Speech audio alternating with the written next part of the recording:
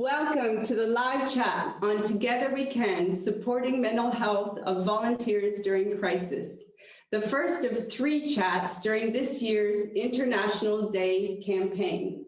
My name is Jennifer Stopper, and I lead the Global Communications team at the United Nations Volunteers Program, UNV. But more importantly, this chat features dedicated volunteers from UNV, the World Organization of the Scout Movement, and a new innovative grassroots organization. Before we get started, let me just explain what this chat is about and some ground rules.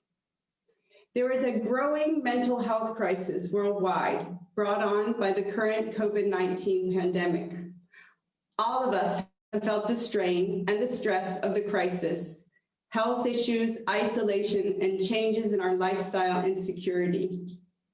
For millions, if not nearly 1 billion of people volunteering in communities, the pandemic has often even more of an impact on mental health and well-being. This chat will bring the issues of mental health, crisis, and volunteering into one discussion where we have experts and volunteers themselves give their insights. We want to break the taboo of talking about mental health and let everyone know it's okay not to be okay, and it's important to get support. Now for some ground rules. This is a brief discussion on mental health. This isn't a therapy session or crisis line, but an opportunity to talk about mental health and volunteering. Please contact local crisis line support if you need help yourself now. Mental health can be difficult to talk about, and it brings up lots of different emotions for everyone. However, we think it's important and useful to break the stigmas and discuss this important hidden pandemic and the ways that organizations are responding to give volunteers support. But please be mindful of the limitations of this chat. If you do require individual mental health help, please contact your local mental health support. Most countries have hotlines and ways to connect to discuss your concerns, even online. So it's great to see so many of you online. And let's remember, please write comments and questions into the chat on the Facebook page.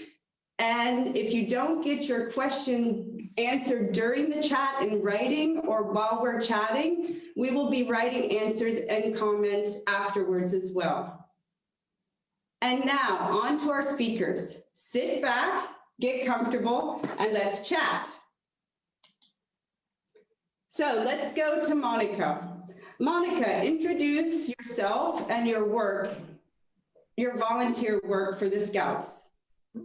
Hello, all volunteers. My name is Monika Woźnica. I'm from Poznań, Poland. I'm a world-level volunteer of Organization of Scout Movement and focusing on child protection and that work. Additionally, in my National Scout Organization, I'm working with our COVID task force that is dealing with mental health for volunteers, so taking care of them. On professional level, I'm a psychologist and owner of Montessori kindergartens in Poznań. Thank you. So my first question to you is, how have volunteer roles during this pandemic changed in your projects? And how are you mitigating the COVID-19 effect on the mental health for them and the communities that you're working with? So yes, as you said, the plans has changed like in everything in our life today. So the same is happening with our volunteering work. So the plans so far that we had in our agendas for in our organizations, the goals that we're supposed to achieve this year, this triennium, needs to be rechecked. And I think the best and the most common what we're doing now is to really step back a little bit, stop the plans that we had so far, and look at the mission of our organization. Is it to help other people? Is it to change the world? So what it means today, because it's probably different than what we have so far established and planned. So the flexibility here is the one that's most important. That sometimes we just need to leave our amazing plans that we had, the teams we were working with, and just rechange them corresponding to what is happening today. Sometimes even it might mean changing the volunteering profession, so changing a little bit the tasks that we're dealing with into those who are actually needed. So just remembering about our mission, what we are doing as volunteers. Really good point. I mean, all of us, I think, had to stop, reflect, and realize that in this new normal that's very different, that we need to take care of ourselves and maybe, reshuffle some of our priorities and how we can get things done. So I'm going to go now to Matteo, and I just want to mention first, we chose Matteo to be part of this chat because through our work on looking for collections of experiences and innovations on volunteering for the SDGs, while we were putting together the global technical meeting at UNB, we came up with Matteo's proposal and his best practice ideas, and we thought we needed to share it with you all and with the world. So Matteo, introduce yourself. Hello, volunteers. Hello, Jennifer. Good morning from Quito, Ecuador. My name is Mateo Sáenz. From a professional perspective, I work as Director of International Affairs at a private university in Ecuador. And from the extracurricular side, I've been involved in different initiatives. So I'm part of Rotaract, and I'm a co-founder of two initiatives. I brought the chapter leader of Light to Ecuador with some friends. And because of the pandemic, we started a grassroots initiative that gives some mental health support and psychological assistance with volunteers to frontline workers and to the community. It's called Cuéntame, and I'll be happy to tell you more about that.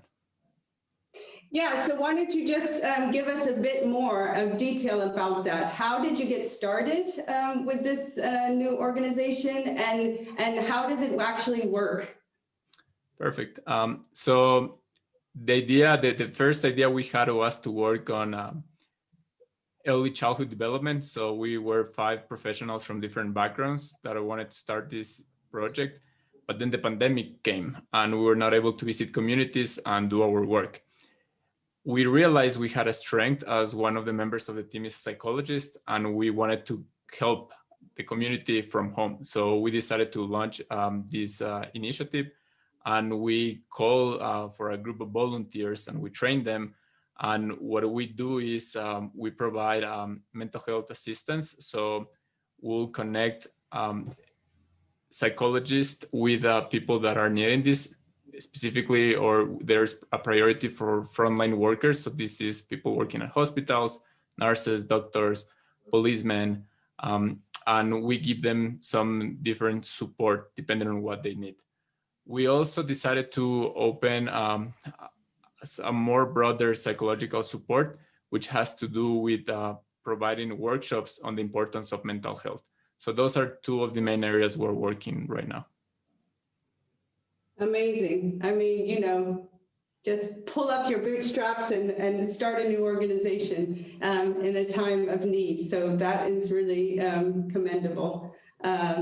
So I wanted to go to our second speaker from the Scouts and just first mention that the Scouts runs over 1 million groups in communities every weekend all over the world. And many of these activities have continued during the pandemic, and looking at new and creative ways to meet, whether it's virtually or social distance, and always taking measures that are important about keeping people safe, especially when volunteering. Jay, as you are volunteering in the UK for the Scouts, introduce yourself.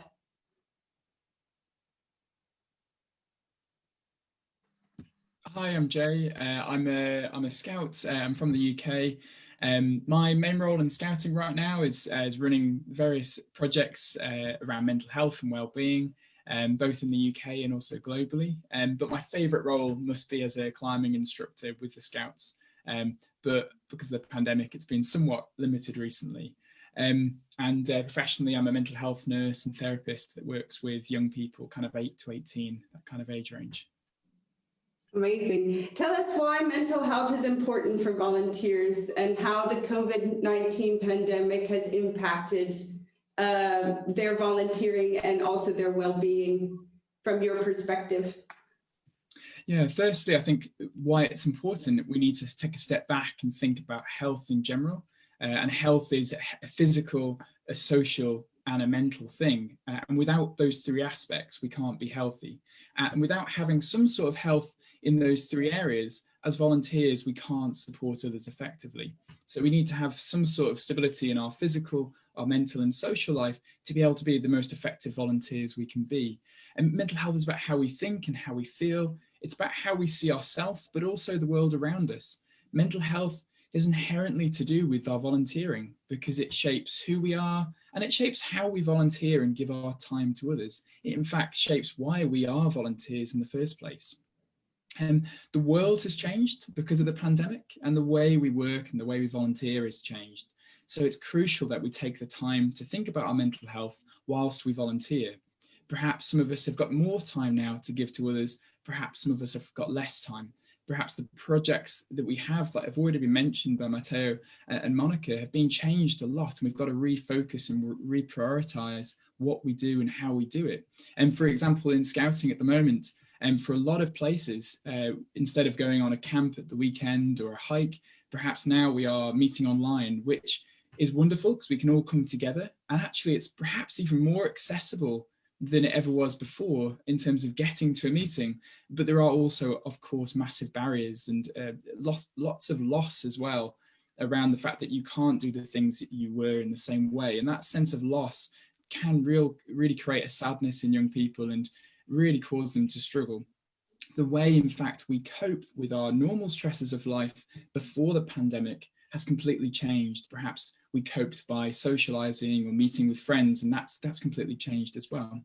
But at the same time, some of the stresses that we were going through before the pandemic may have also changed as well, which brings with its opportunities. So for any two people, the experience of the pandemic is completely different, and it completely changes our mental health differently. So for our mental health, we need to think really practically about what can we do to engage in the things that really matter to us, for example, in scouting or with the Duke of Edinburgh or whatever organisation you're involved with as a volunteer. So true, so true. Actually, your intervention there and just brings up so many different things about how we all need to think about our volunteering and our role and things that have changed. And before I go on to the next question and our next speaker, I just want to encourage you that are listening, maybe you can just write in the chat, how has volunteering changed for you since the pandemic? Jay mentioned, there are actually not always only negative things, I mean, there are also some advantages, like, for example, we can all be together today virtually, and many people can participate that wouldn't have been able to if we were having this offline. So, yeah, that would be great if everyone, just has a little bit in the chat about maybe how the pandemic has affected your volunteering or people that that are around you that volunteer and how that has made an impact for you. So I want to then give the floor to another speaker on the chat. And of course, it's somebody that's a UN volunteer. Of course, we've invited a UN volunteer to this chat as well, Twine, who is an inspiring and meaningful story. And she'll tell you about this and how this has led her to be even more committed in her volunteering during the pandemic. So Twine, introduce yourself, tell us about your story and why you decided to become an international UN volunteer with WHO for the COVID-19 response. Thank you, Jennifer. My name is Salah Oluwatoyin. I'm from Nigeria. I'm serving as a United Nations volunteer in WHO Ethiopia. I mean, in World Health Organization Ethiopia. I serve as a country emergency preparedness and international health regulation officer. Prior to my coming to Ethiopia, I was coordinating a project on innovative approaches to polio eradication. We were using technology to to track suspected paralysis in children under 15. But due to the pandemic and due to the pressure of the pandemic, we were repurposed to join rapid response team for COVID-19.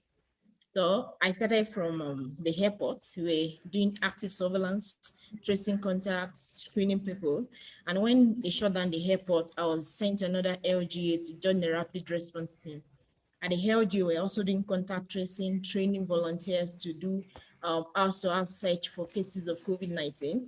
We're evacuating. We're doing a lot of things to support the response. But in the course of doing this, I got infected with COVID and I was transferred to the isolation center. It was when I was in treatment center that I got the invitation to join the United Nations volunteer, and spending some time in the isolation center kind of made me to reflect, because, you know, prior to that, I've met a lot of people that got infected, and I wasn't really considering their mental health there. I wasn't really considering how they felt, you know, their family, their health, themselves, then their social life. But when I was infected, I knew that no, it's not just, it goes beyond just the virus. It goes beyond being infected. There's so many things attached to this pandemic. So that was the time I knew this is just the best time to learn. This is the best time to have a change of perspective. It's the best time to support others as we battle this pandemic. Although volunteering has been part of my life since I graduated, because I was involved with one NGO in northern Nigeria. This NGO their focus was reducing infection of hepatitis B in Nigeria. So we go to hard-to-reach areas to test them, and then we vaccinate them against hepatitis B. And also in collaboration with that, we combine vaccination of animals, ruminants against PPR. PPR is the disease that kills as in a lot of animals. The mortality rate is very low. So volunteering, so I just know that the pandemic for me, it's a time for me as a survivor to throw myself in and support others to survive. Thank you. Thank you so much, Twain. Yeah, so meaningful. I mean, you were in isolation with the virus. You know how it feels. You know that all of those feelings of, you know, the importance of well-being, along with health, physical health, mental health, and then with that reflection, you also took the jump to even be more committed to volunteering during the response. So just yeah, a breathtaking story, really. So, so back to Monica. So back to Poland. Monica, before the pandemic, we were all hands-on for the Sustainable Development Goals. And these are all still, the 17 goals are still essential and important for development throughout the world. But also, especially in the areas of education and children and child welfare, where you volunteer, this has been very much impacted during the pandemic. What do you think, how do you think the pandemic is affecting education and children's rights? And also mental health of children, their families, and volunteers who also volunteer in these areas? Yes, that's again another area that our perspective towards it changes, and some of the areas are more enhanced, and we see what we should focus on more. On the other hand, we see that our biggest goal in that area is just to maintain sometimes what we have already achieved, because we cannot move forward, and this is becoming our biggest priority. This is the same is happening exactly with the education and child protections, which are very much connected. We are trying to keep all the children, all the youth, and even students still within the education area, as well as our scouting as a non-formal education. Our big goal now is a priority to keep to maintain the members that we have, so that we will still be able to work with them. And since we are so much focused that we cannot that much bring more people as we expected, but still this is, we need to remember about that. Yeah, that is becoming more difficult and more challenging, because not giving a surplus here, but still keeping the maintenance. But what is happening within the education? This was the area where, and the volunteering as a part of education as well, was an area where we could feel safe, where some of our needs were fulfilled, where it was protecting us, it was developing us, empowering, and all that amazing stuff that volunteering does to us. But as Jay was saying, we are now still meeting, but virtually. So some big part of what we're doing together and the schools, when the kids are meeting in the schools, is taken away from them. And one of that is the safe area that it was. So it might be sometimes, we don't know what's happening behind the door of each family's, each volunteering environment, might be endangered or might not have the good impact as we would like to have. So we need to be very mindful to look at our volunteers and those who we are taking care of as volunteers, what is happening within their families. Sometimes those kids and even those volunteers need some additional help from our side to just check.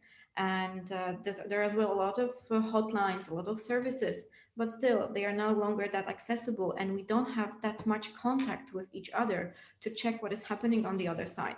So just to as well remember that we are responsible for each other, and as many organizations there is no better person, or there's no other person that to take care of each other together and look to those who are around us. And yes, just be sure that everything is fine on the other side, and the silence sometimes might be alertive.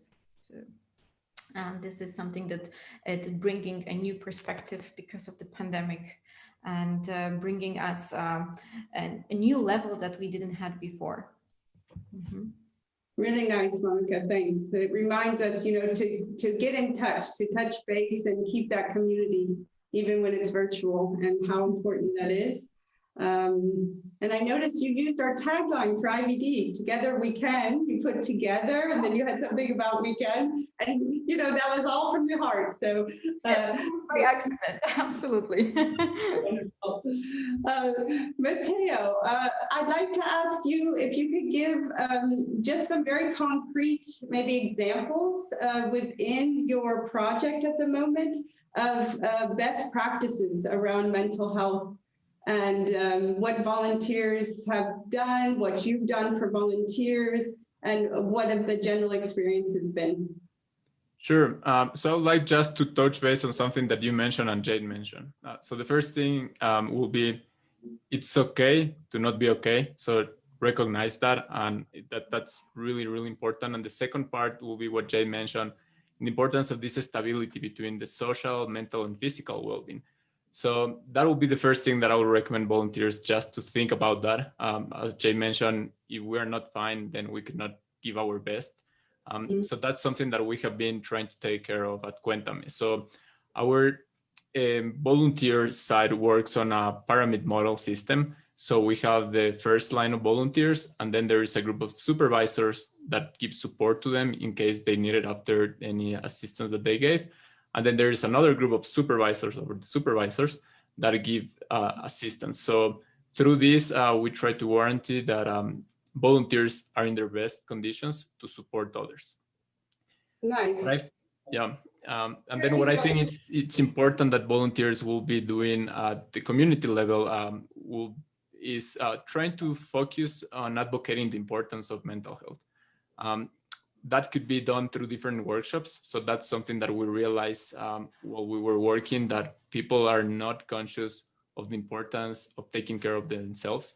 And this could depend on any location where we are and at any socioeconomical level. So how to deal with the stress, how to cope with a lot of work, grieving.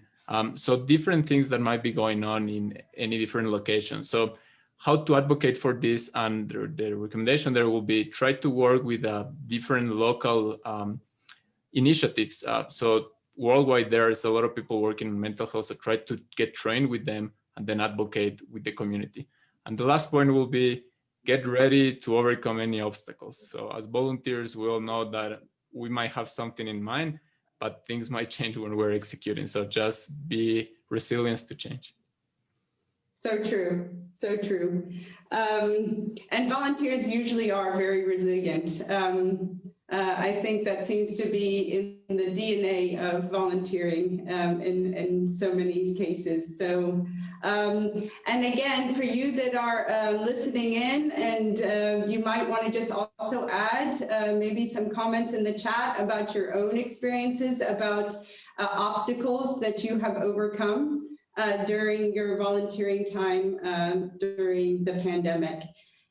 Jay, back to you quickly. What are your top 3 tips for looking after your mental health as a volunteer during the COVID-19 pandemic? Thank you. And firstly, just a very brief point on that resiliency thing. Resilience isn't about having life easy and about going through things smoothly. It's about being able to face the adversity and get through it one way or another. It might not look pretty, but getting through it and coping and using resources from other people maybe to get you through, that's true resilience. And firstly, for the top 3 tips, and it leads on well from what Matteo was saying, we need to get the real basic needs right. Our physical health, our nutrition, our sleep, some sort of physical activity, some sort of family connection and family stability, and really importantly, our safety as well. We need to feel safe where we're living and sleeping at night, and we need to feel like those around us are safe as well in some way, because they're the real basic needs. And without those kind of building blocks, we're going to really struggle to be able to progress in it and help other people. And secondly, and it's already sort of leading on from what Monica was saying from like an organizational point of view, but more like a personal level of goal setting and about reevaluating what goals you have for yourself in the coming months and years. And although we're a long way into the pandemic, it's really important to take the time to reconsider our goals and expectations of ourselves. And sometimes we might need to change those expectations. Volunteers tend to be really hard work and really driven people that maybe take on a lot of things in their life. And sometimes we need to reevaluate that and slow down a little bit, or maybe pick up some other things to do instead of these are the things that perhaps have changed because of the pandemic. So that flexibility is really needed. Importantly as well, if you're really struggling right now and struggling to cope and survive, one of the best things we can do is simply set ourselves daily or weekly goals, things that are realistic and things that we can actually do and we know we can do on a daily basis. Maybe write one thing down today you're going to do if you're really struggling. And that could simply be to get out of bed and take a shower, or to call a friend, for example. Some tasks can seem bigger than others. So it's simply, what can I do that's realistic for me today if I'm struggling? And lastly, what we need to be able to do as volunteers is really think about what gives us a sense of achievement, a sense of connection, and a sense of enjoyment. And we need to do more of those things. Sometimes we can overwork ourselves and we can become burned out, or we can feel lonely as well. And loneliness, remember, isn't about proximity to people. It's about connection to others. It's not about proximity, although proximity certainly helps at times. So remember, you can feel connected and you can feel the opposite of loneliness from a socially distanced point of view if you are connected to other people. And it doesn't have to be other people, it could be connecting to the things that you value. For example, being a volunteer in scouting gives me a sense of purpose and value, and I know it does a lot of other people. So what is it that gives you that achievement, enjoyment, and value and focus in life? And really try and engage with that in whatever way you can. I know it feels very different doing it in a socially distanced way, or maybe virtually, but simply connecting to what matters to us can help us boost our mental health and increase our well-being. And to do that, we need to be really flexible and adaptive, and also give ourselves a day off at times as well, and think, you know what, today is just a bit of a write-off. I'm going to start again tomorrow. Thank you.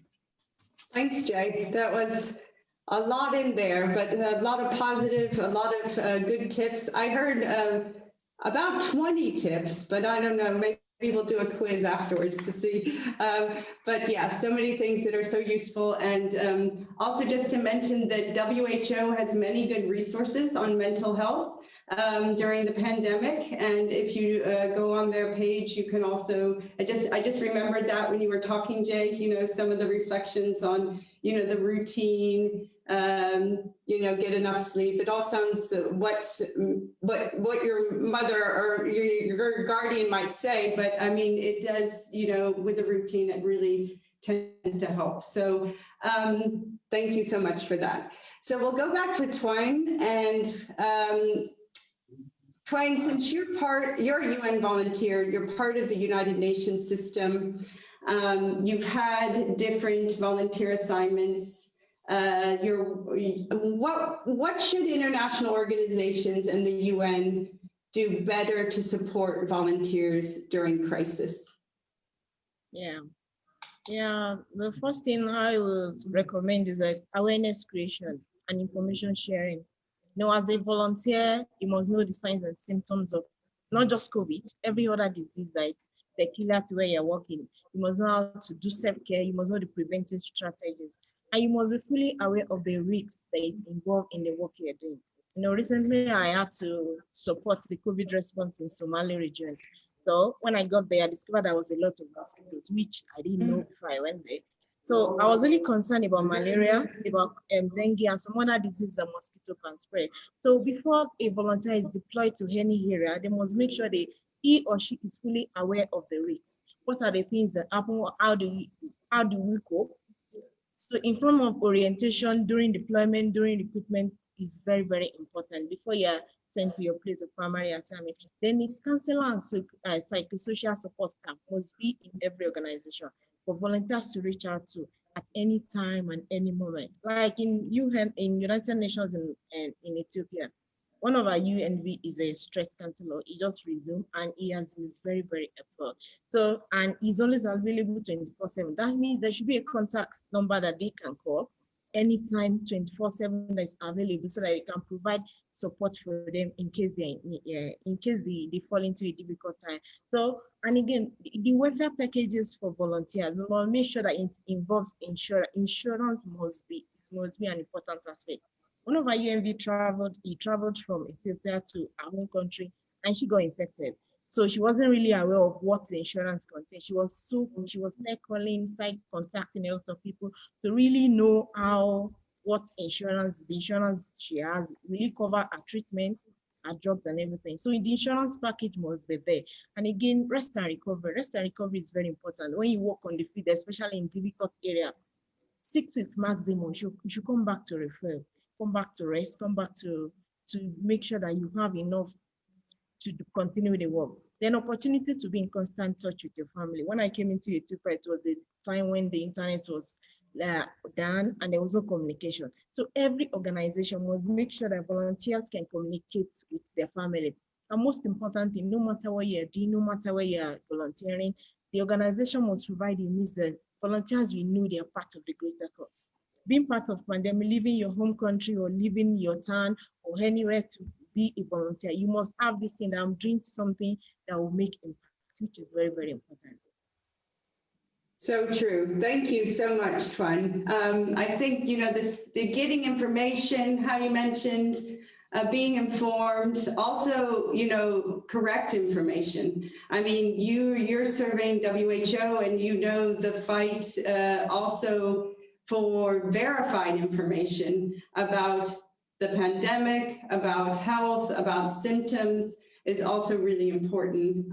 There's a UN campaign which is working on verified information. It's in fact called Verified, and that just brings that also to mind. So inform yourself and make sure the information that you have is also verified from a credible source, I think, and WHO is definitely one of those. And your connection that you mentioned, that connecting, is so important, and having those opportunities through the organizations you serve to connect with your family, have the information you need, and be able to reach out for help and support. So thank you very much for that, Twan. So now we're going into some questions that have been asked on the chat.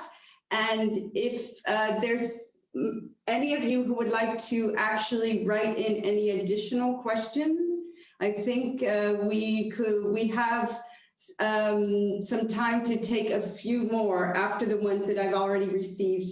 And thanks to my colleague Zuha, who is putting these together from the chat. So, so let me look here what has come in for questions.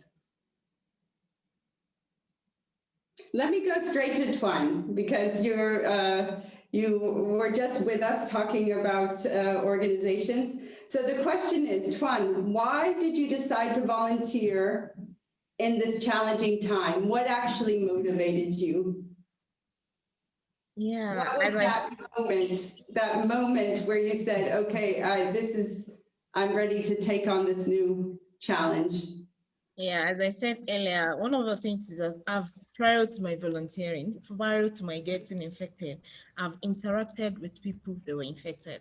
I've interacted with a lot of people, and it was a challenging time for them. But I didn't really feel the challenge until when I got to the treatment center. And when I got to the treatment center, I just knew that I could really make a difference. Yeah. Nice. Thank you. Let's see here. So Jay, there's a question to you as an expert professionally and also with your volunteer experience. What would you say active volunteering, like actually dealing and volunteering with COVID-19, whether it's either patients or people who are grieving loss, who are in need, who have severely feeling isolated, etc.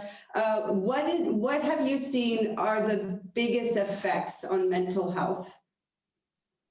Well, we know simply that volunteering in general is good for our mental health when it's in balance with our personal lives, with our professional lives, and when it's done well and we're well supported as volunteers, we know that benefits mental health. And I think two of the things that stand out for me when it comes to the benefits of volunteering and it will be the same during the pandemic.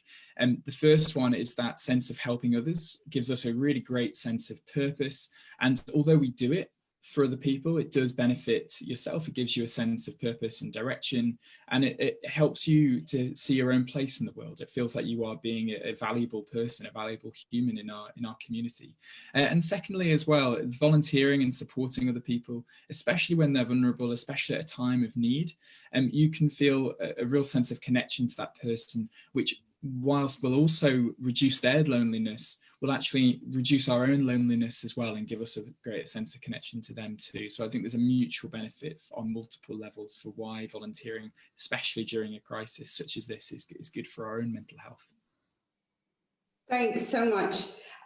We have a chance. I'll try to get in one question quickly from Matteo. If you, did you work with different partners when you were setting up in your organization? I know that's probably going to be a long answer, but maybe just like a brief, which type of partners in the social realm were you working with, and how did you make those stakeholder relationships? Sure. So we have worked with different partners. We've been working with the Ministry of Health in Ecuador. So we're currently on a pilot program with them in a hospital in Quito.